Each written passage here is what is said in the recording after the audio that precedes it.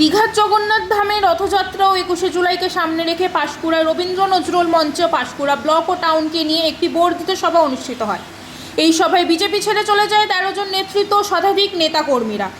জেলা সভাপতি সুজিত রায়ের হাত ধরে তৃণমূল কংগ্রেসে যোগদান করেন তারা। যোগদান করেন পাঁশকুড়া পঞ্চায়েত সমিতির বিরোধী সদস্য নিরুপমা সাঁতরা, রঘুনাথ বাড়ি মণ্ডল সম্পাদক দেবদত্ত সাঁতরা, যুব সভাপতি সোমনাথ চক্রবর্তী সহ আরও অনেকে।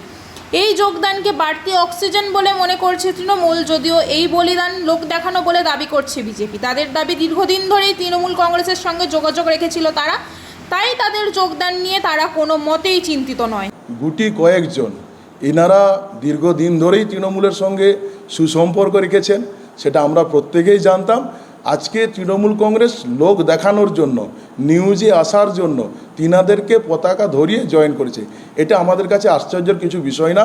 আশ্চর্যের বিষয় 2026-এ জনগণ দেখিয়ে দেবে বিজেপি পশ্চিমবঙ্গে এবং পাঁশকুড়ায় কোন জায়গায় রয়েছে, সেটা তৃণমূল কংগ্রেস বুঝতে পারবে।